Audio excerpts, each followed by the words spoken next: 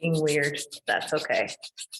Press our palms together, come into the heart, close your eyes. Let's tune in, slow down. Feel the flow of the breath in and out through the nose.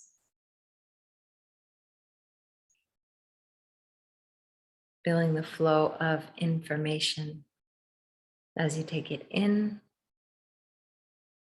and as you give it out.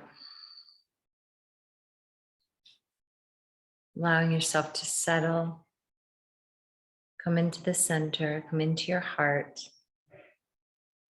in your mind's eye, connecting with the most beautiful sunrise, like liquid golden light.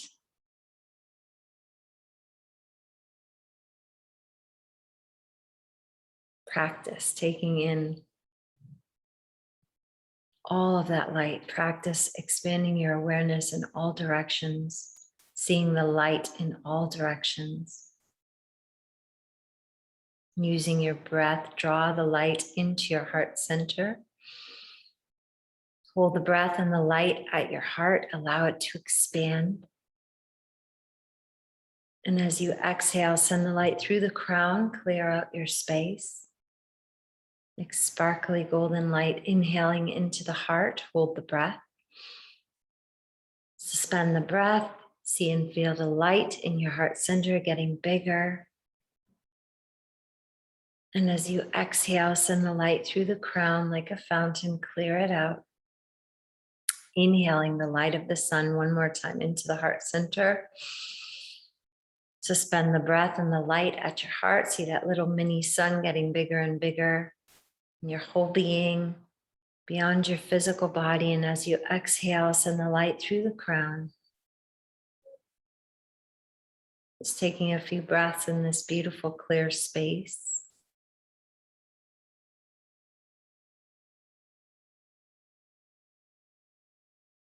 Enjoying the stillness, enjoying the light. Inhale deep and hold the breath. Rub the palms, get your heat, get your light in your hands. Cup the palms over your eyes, feel that warmth, and exhale, hold it out, no air for a moment or two. Inhale, hold. Nourish yourself. And as you exhale, float the palms down, flutter the eyes open into your space. Hello, welcome. Thank you for joining me. Let's see what comes through today. As usual, there is still a lot of stuff going on in the collective. And as this is one mind and we are connected emotional beings, just knowing again that you may be feeling it, or others around you as well could be feeling this turmoil or chaos or whatever word you want to say that is not harmony, is disharmony. And so just being mindful of that. Again, if you are aware of yourself, like I've been saying, aware of your emotional and mental state of being. So awareness is the first step. And then what's the next step? Discipline. Having discipline over your mind and your emotions. Getting, excited to have command over yourself instead of allowing yourself to be swayed in all directions. To be able to listen to yourself and know and decide for yourself and not care truly what someone else is going to say or not say to you or about you. Because that is what I was listening to today over and over again, just to, how I like to do that, just to remind myself certain key points, especially if I'm observing it, that I'm thinking of the quote, but I probably have it here. It's about, no one can condemn you if you don't condemn yourself. If you're not condemning yourself, somewhere or somehow, no one can show up and condemn you. So condemn, that's, it's kind of old school word or whatever, but no one can talk any smack about you. So, think about that. Think about that. That's what I'm saying about this responsibility. We kind of get a little stuck. We get a little twisted out there and keep the blame on the person. And we don't go internal and think, well, what am I saying about myself? Or where are my fears or doubts or worries? Or like I was saying last time, what are you afraid of? Like, or whatever times ago, or in this week of talks, what are you, what is your fear? What are you afraid of? And if you can find that and, just dissolve it or bring it into harmony, or find how it's not true or not true, at least bring it into the light for yourself. So, if you are, again, like I've said, convicted, and if you know your concept of self, if you know who you are, then what do you care? Like, what do you worry about what anyone else is saying about you or to you about you? I know we get a little funny, like we get a little bent out of shape, but at the same time, that's our practice, that's our lesson. And I'm not saying you stay around people who do that, around you, or don't speak, nicely to you or about you.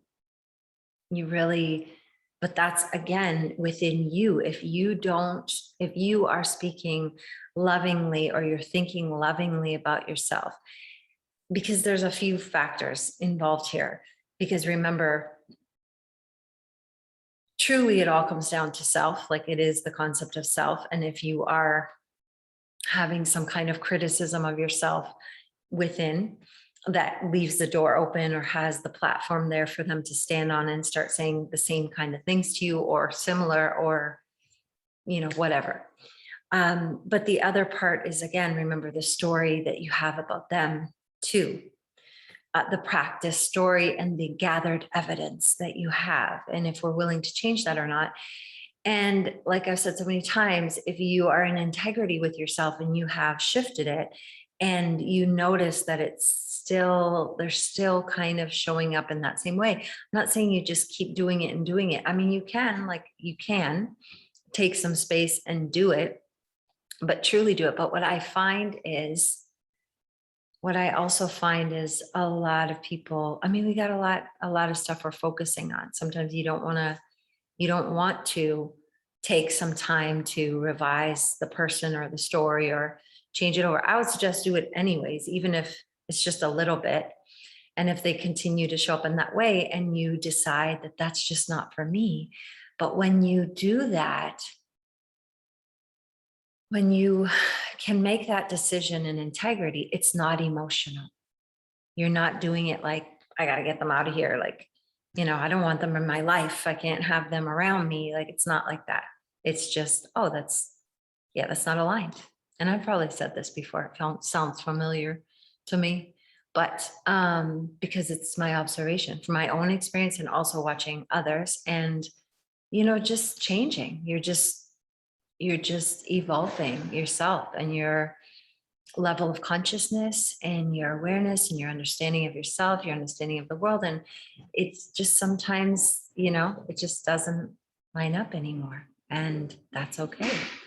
Like, it's really okay. You just do it with so much love. Just because you have love for the person, even if you change the story, it doesn't, like I said, it doesn't mean you have to be their best friend. It doesn't mean you have to hang around with them. It's just cleaning all of that up so that when your mind goes to them, or if you think of them, you're not in that grumbly or, judgy kind of way, because again, you're really only doing that to yourself. And if we were a little more patient, a little more, just take some space, like nothing is an emergency, like that. It's not really an emergency, even if people are being a little bit um, reactive or loud in a certain way, energetically loud, or, pushy, or whatever it is, you know, so it's not still like, again, if you acknowledge that's me, that's just me. So then you calm down, you're calm about it. No matter what they say or do, you're just calm. And then when you have that space and when you realize and you can put that space, you are then the interactions generally are more loving from you, like on your behalf, inside of you, and maybe even your words that you say to them. And the last part of that is sometimes it's not received that way, I will say, depending on the stories and all that stuff and the alignment and whatever levels of consciousness. Sometimes it's still a reaction, or it's still, continuing in the same way on the other end. And again, that's your practice again, to not react, just don't react. So yeah, I wanted to say that for sure, because that's something I was listening to over and over again. Oh yeah, the most important thing in this world to you is your concept of self. When you dislike your environment, the circumstances of life, and the behavior of others, ask yourself, who am I? It is your answer to this question that is the cause of your dislikes. If you do not condemn yourself, there will be no man in your world to condemn you. If you are living in the consciousness of your ideal, you will see nothing to condemn. To the pure, all things are pure, meaning you're not condemning them either. That's the part also where we get a little twisted, because we still want, again, a bad guy or someone to blame or whatever it is. So yeah, if pure meaning like pure in your focus, pure in your concept of yourself, like staying true in integrity to what is the only thing that is actually creating here or matters in my experience, in my world. And the other thing is, if consciousness is the only reality, because consciousness is the only reality, that when you practice something, not practice, when you experience something, you practice, you practice with your imagination, or,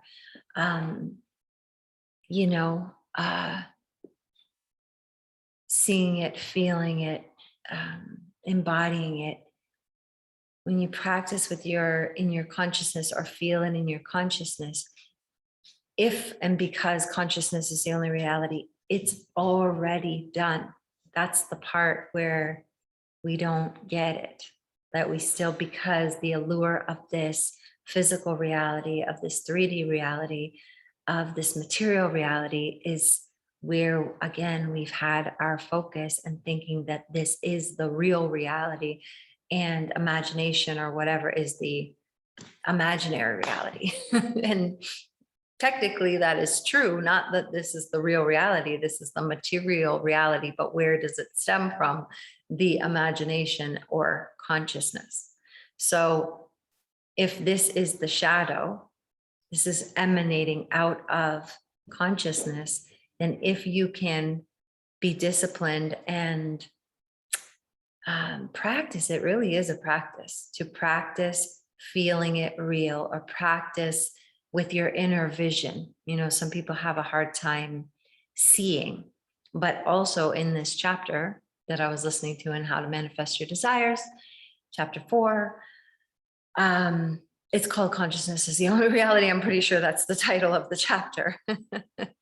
And, he was saying about how to pray, what people call prayer.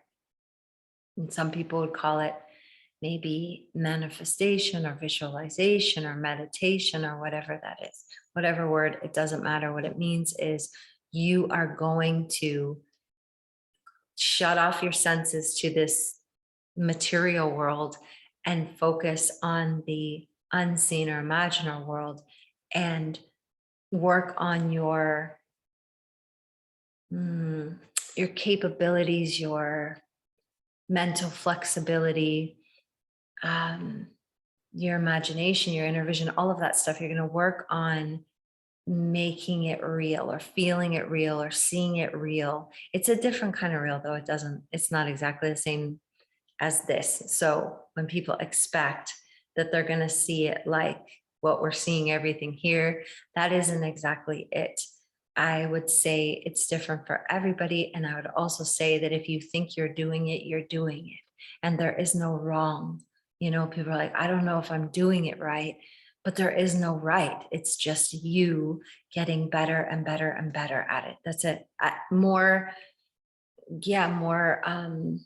agile, more agile in your inner world, in your inner senses. And then you know for you whether you really caught the feeling or not. That's the most important part, honestly, is catching a feeling. So what this example that there was in the book was that you're not trying to call something up. You have to know what your desire is. You have to know what you're desiring, or even like I say, if you don't know the specific details of your desire, you know how it feels. You can't lie and say, I don't know how that feels. You would know how you would feel. And if you don't know, feel into it or think about it and you will get it. So you close off your senses, and then you're not trying to make something pop up or a scene pop up. The first thing is, say, for instance, he was saying that you want to be somewhere else. You want to be somewhere else. So you can, it's easiest. I mean, this is kind of what he was describing, to focus on like one thing that you can get, you know, that you think you can get. So if you close your eyes and you could see like a wall, or let's pretend it's vision, that you could get what the wall looks like. Or again, it might be black still. It might still be black when you close your senses and you go inside and you're visualizing, or I don't like to say it like that, but you're using your inner vision, you're using your inner senses, your inner sight, and you are seeing a wall. Like, say, because the example is you want to be somewhere else, like in a different place, a different house, a different, city or country or whatever. So you close off your outer senses, you close off your eyes, and then you're seeing the thing, or you can envision the thing. Now, if it's still black or whatever, you're just thinking like, okay, let's say it's a wood wall that you're imagining. I don't know why. I think that's the example in the world. Let's say it's a live wood wall because like wood paneling is just not cutting it for me. So if you close your eyes and you're seeing this live edge wood wall, then you can start to bring in your other senses like touch. So not with your physical hand, you don't have to move anything. Just in your agile mind, you could see your hand, you could see if you could work on seeing your hand touching the wall, but really it is, what does that wood feel like? What does that live edge wood wall feel like? How does it feel? And see if you can, you're just developing your inner senses. And then once you get that, you may be able to bring in a scent. You may think, okay, well, what does it smell like here? What can I imagine that it would smell like? So you can do it like that, like one sense at a time. And as you do that, because it's a very subtle and non-force, it's not forcible or trying. There's no like, I'm trying to see, or I'm trying to fill out the room around me. Just start with one thing. You're focusing on that. You try to bring in you bring in your other senses to the best of your ability. I say it like that because people think they're not doing it, but you are doing it. So you bring in the other senses to the best of your ability, and then just stay there. See what happens. Like, it's also a curious, like a curiosity that also starts to bring more things to you. Because if you think you know or you don't know, it's kind of fixed. Now, I like to just be curious. Like, let's see what happens. I have an idea of where I am or what I'm doing, like say I'm in, say it's palm trees, and then in a way that you can't really explain, or I can't explain, other stuff starts filling in. It comes up on its own, and you sort of allow it to lead you to start to fill in. Now, I will also say that sometimes the wall's enough. Sometimes sitting under the palm tree, you feel the palm tree on your back, the shade over your head, like hear the waves, like that's enough. You don't need to have the rest fill in. And also sometimes it just does anyways. Like that's fun. It's fun when it does that, when the rest of it kind of just fills in, and it gives you this, what Neville would say, all the tones of reality. Like there's all the tones of reality in your imaginal act. And when you can do that and practice like that in that detail, you really do start to know, like, the consciousness is the only reality and it's done. Like you stop worrying, you stop hoping. And we're hoping, you don't hope. If you're hoping, go and practice your imaginal act. Go and practice your working with your imagination, your inner senses, because because it will definitely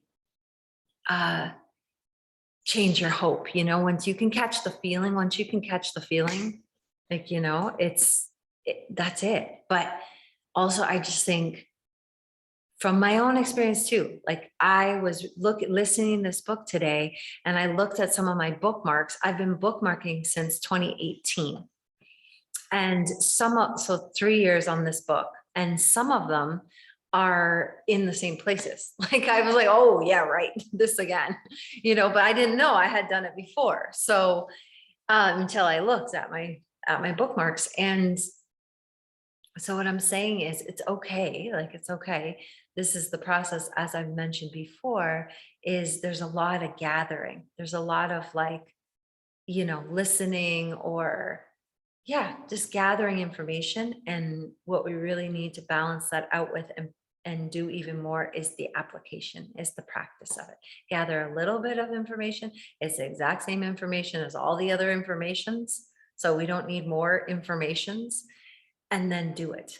So that's where it shifted for me as well, is I just like to fill up my day with that. I don't like to listen to any other, like I've said, the news or the movies or TV shows or whatever. I don't want to be programmed anymore. Unconsciously, it's fine if you're just whatever, you could do whatever you want. I'm just saying I'm very conscious of my emotional and mental diet and what I'm ingesting, and I just want to ingest the truth. So if it feels good to me and it resonates with me, that's what I have playing.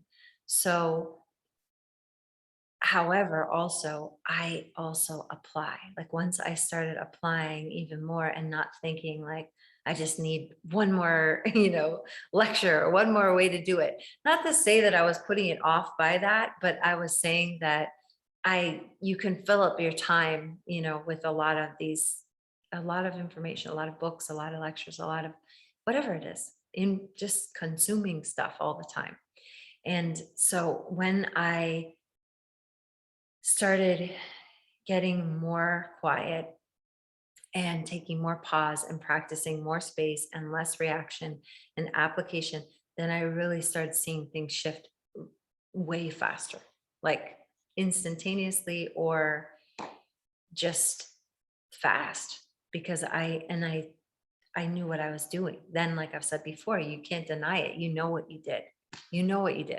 And you know that it's your influence that did this. So at first we're kind of like, well, I think, or maybe I did that, or I was thinking that, or I did practice that. And we don't quite claim it, claim the power, because it's a lot of, personal responsibility that the majority of people, even though they may say that they are and they are willing to take that, when it comes down to it, if if we examine ourselves, or examine, if they were to examine their thinking and reactions and the way they speak to people, or the way that they interpret what people are saying to them, they're not 100% responsible. They're not taking 100% responsibility, because that little flip is real sneaky. It's real sneaky because this seems very, very real. And when someone, and all, especially when it involves someone else, and we think that that's outside of ourselves, like their consciousness, I don't have any control over that. But that's not the truth. That is absolutely not the truth. It is one mind. So once again, back to the very beginning, to bring it full circle, is if I'm aware of who I am and my concept of myself, and if I'm not condemning myself, that's what, like, how much work is that? That's a lot of work right there. To just keep gathering your information, like, oh, they were acting a little funny, or I'm interpreting them acting a little funny, whatever. Okay, where's that in me? Where am I condemning myself? And if you can't find it and the answer is no, then just like I'm saying, with love, you wish them well and get them the heck out of there. You don't have to prolong that interaction. But again, without condemning anywhere, without the bad guy, without the judgment, just, that's not for me. Simple as that. With so much love. And if there is love there, if that is like I've said before, a family member or a friend or whatever that is, just patience, because sometimes it comes around. Or if you have space or time or whatever, you can work on it within you, and you make them take the action, or you do something interesting and cool that shows you that definitively I did that, and they're back and it's good. And I've had that, I've done that a few times. And because we're so good at remembering, we have such a good memory all the time for stuff, that sometimes you can hold it for like a time, and then you notice something, like they act a certain way, or you might not even actually consciously notice, but your subconscious mind isn't totally clear. That's just what we are practicing. And so they say something or do something, or a facial expression or whatever it is, and we go back to wobble, and the thing starts going again. Because again, like I've said, when we feel under attack, or if that's our concept of ourselves, or someone doesn't seem to be in alignment with how you think that you feel about yourself, it feels like that's like our survival mode. We have to like make the bad guy so that we can know what the risk is, or know what we have to avoid, or know who we have to get away from. And we make them the bad guy again, and then they start acting bad again, like the behavior goes off again. And then we feel like, oh, it doesn't work, or we're back in the mess and we got to do it again. And that's okay. Like, that happened. It does happen. However, once it happens like more than twice, like one time, two times, then you're like, oh, I better catch this a lot quicker. Like, I'm going to catch this. I noticed that they made a face, and instead of letting it go, or loving them up, or continuing with my new way of being, with my who am I, with my story, I did go to like, oh, they're classic. There they go again. Yep. Typical, maybe not even out loud, but inside, like they will never change, or that's just the way they are. And that may be true. But I always say too, like, that's not how they are to me. That may be how they are. That's another way I kind of get out of it. I can say, because then like my whatever it is, that analyzer guy, or whatever that is, doesn't give pushback, because I'm acknowledging it. Like, I'm saying like, yes, they are an asshole or whatever, but not to me. They're not gonna be that way to me, and so they can be that to whoever they want, whoever else, like, but just not me. And then that kind of like fulfills the both sides. It's like my blamer, judger, or whatever, can still have his part, like, yeah. But I also create a provision where I don't have to deal with that in my space. And it works. Like, it actually works. Like, it not to me. Or like I've said before, they spin right out of your experience, and you don't really care all that much. Not in a mean way, but just like, it doesn't really bother you. It's just like, yeah, that's okay. They can be over there and that's fine. Okay, does that make sense? Was that good? Kind of a little bit more. I just wanted to give like a practical way.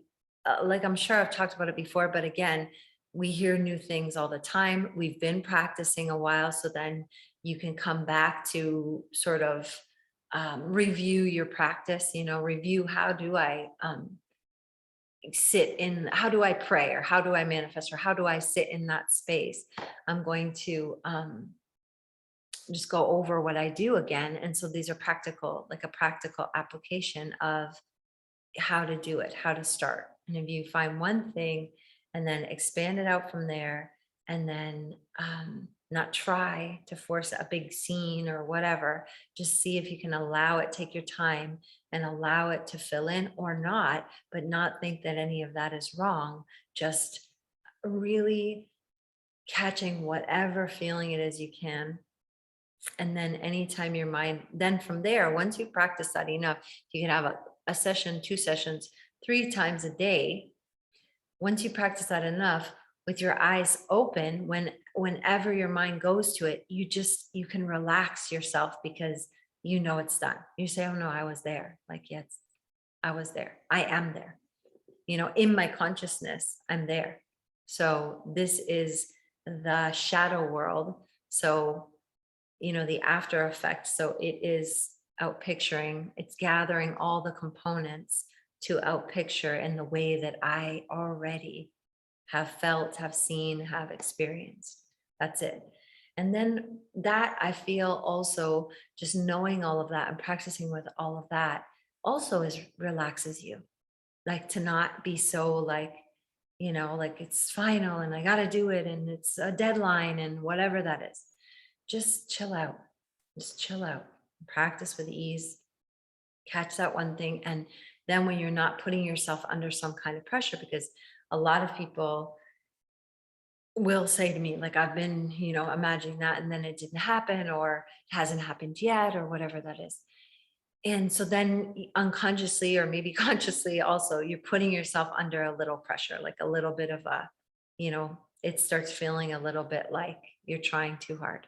So yeah, don't try too hard. just chill out, just relax. Okay, let's breathe a little bit, because we want to soothe our nervous systems. There's so much, again, going on in the collective that even just us tuning in to our calm, our peace, our parasympathetic nervous system. Obviously, if we are the initiator of our experience, we're giving that effect to everything and everyone that we are connected to, which is everything and everyone.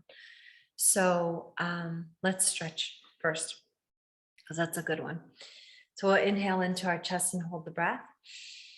Inhale a little bit more, a little bit more, a little bit more, a little more, soften, a little bit more, one more. Now hold, now pull root lock, pull up from the underside, pull it up into the heart, into the brain, hold. And exhale, relief, relax, dissolve. Again, inhale into the chest, hold the breath. Expand the lungs in all directions more. Expand more. Your energy in all directions more. A little bit more. A little bit more. One more. Hold. Shoulders are down. Pull it up. Activate yourself into your brain, pineal gland, light, light, light, and exhale, dissolve, release, relax, relief, catch the feeling. Inhale deep into the chest, hold the breath. Inhale a little bit more, a little bit more, a little bit more light, more light, more light, more light. One more. Hold it. Pull root lock. Pull it up. Activate yourself into your brain.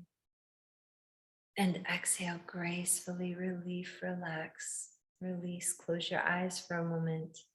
Breathe easy. See if you can expand your awareness in all directions.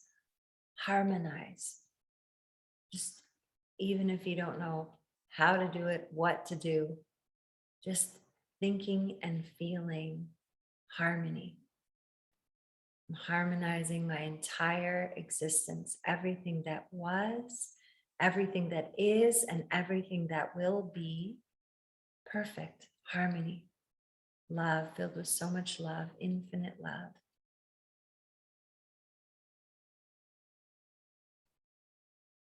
Then you're going to cover your right nostril with the right index finger or the left index finger, whatever you want. And we're going to breathe slowly through just the left nostril. It's very healing. You can do it between 3, 7, 11 minutes. Calms down the whole system, activates parasympathetic nervous system, nurturing, healing, calm.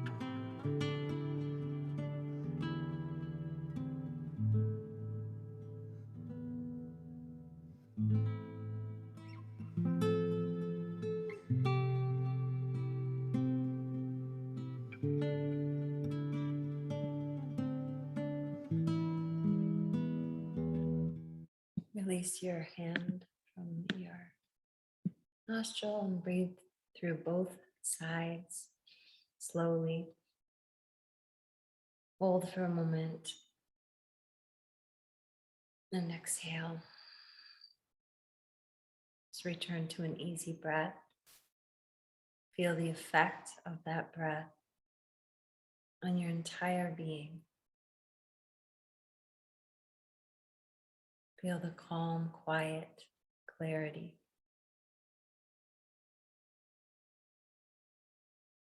complete relaxation, the healing.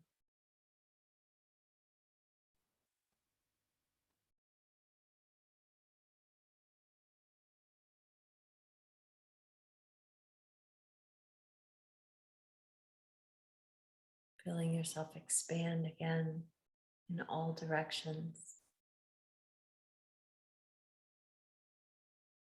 Connecting with that pattern of perfection within you and all around you.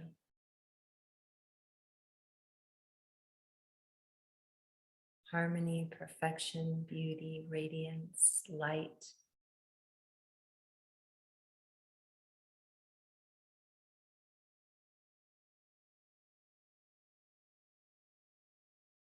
Looking over the left shoulder, open focus, soft gaze, look far, far over the infinite horizon. Catch the feeling of ease, of calm, come through the center, over the right, far, far away, soft eyes.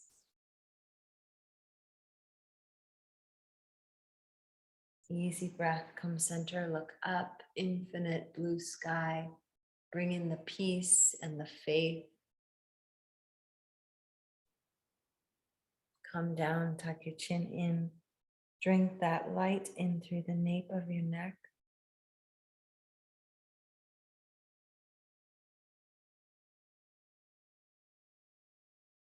Inhaling left ear over left shoulder. Continuing the circle if it's comfortable all the way around, and exhaling right ear down to the center. Inhale to the right. Just keeping those channels open. Everything flexible, pliable, filled with light. Sending love and light to all of those blood vessels, nerves, ligaments, tendons, joints, muscles. One more time back towards the left.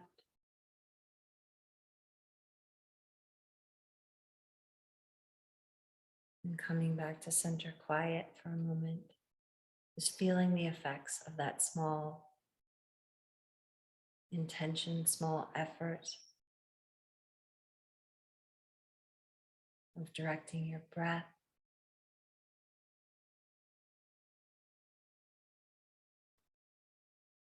Of moving your body in gentle ways.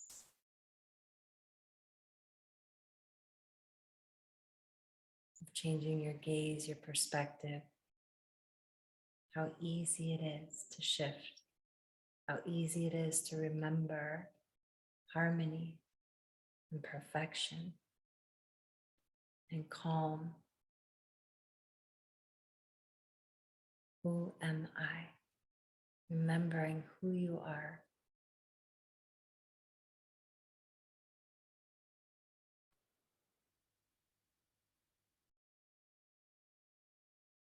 It's opening our eyes. Let's do our central nervous system.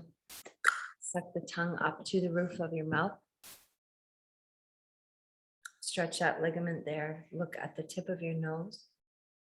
A little negative pressure on your palate.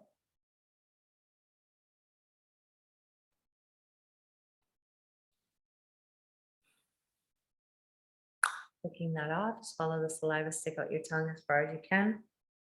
Tuck your chin, look at your third eye. Stretch that tongue, it's good for your heart.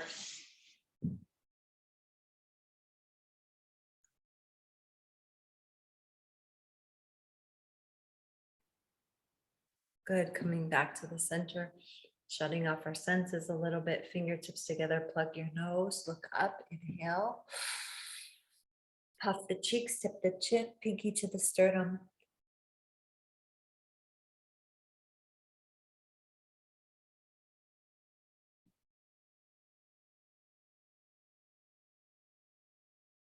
Center exhale. Thumbs inside the ears. We're going to close up the senses one time. When you're done, pop your ears.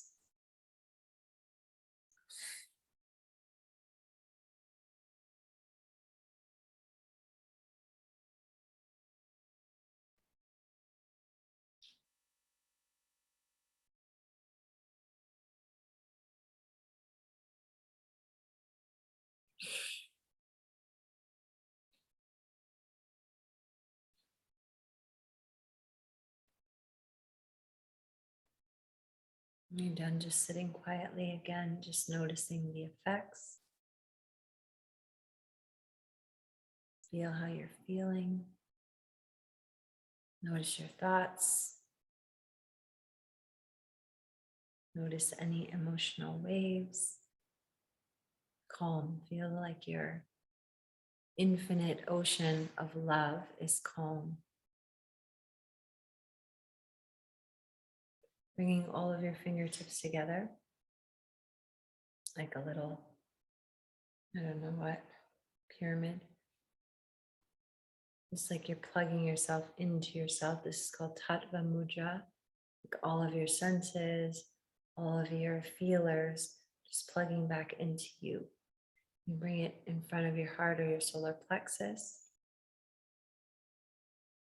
And we're going to do a little sitali. So through the curled tongue or sippy mouth, depending on what you can do. And we're going to do it segmented.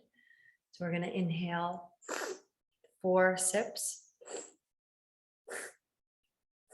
We're going to hold for 4 counts. And we're going to exhale 4 sips through the nose.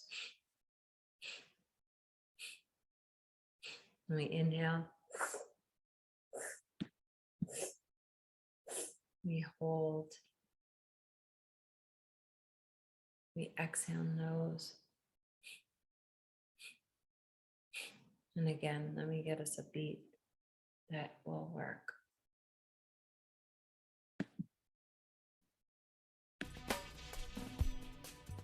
Find your rhythm. 4, 4, 4, 4, just 3 4s. That's 3-point breath. Let's go.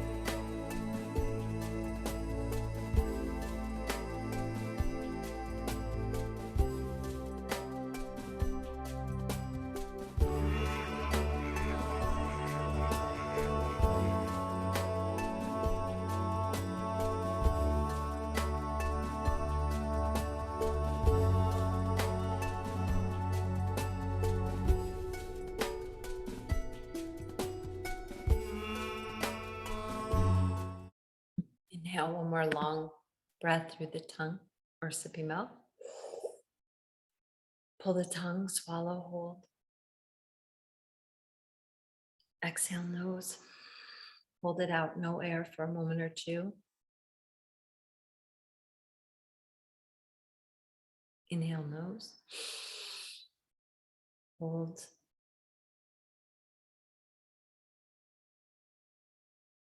And exhale. Just bring your hands on your heart.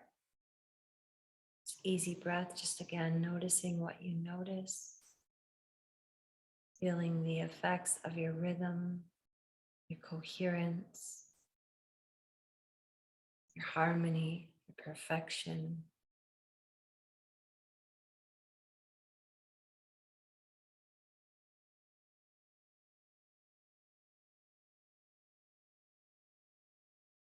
Feeling that warmth beneath your hands and your heart, spreading through your entire being, your entire physical body and beyond your physical body, like the brightest light. Your mind's eye, your environment filled with light, purity, order, harmony, bliss, radiance, perfection, beauty. Who am I?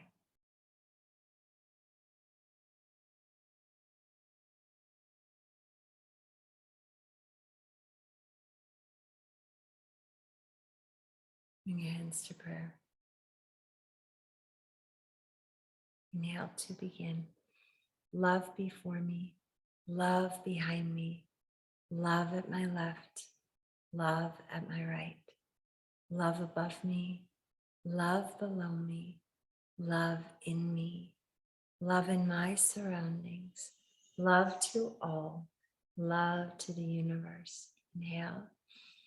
Peace before me, peace behind me, peace at my left, peace at my right, peace above me, peace below me, peace in me, peace in my surroundings, peace to all, peace to the universe. Inhale. Light before me, light behind me, light at my left, light at my right, light above me, light below me, light in me, light in my surroundings, light to all, light to the universe. Inhale for Om Shanti. Om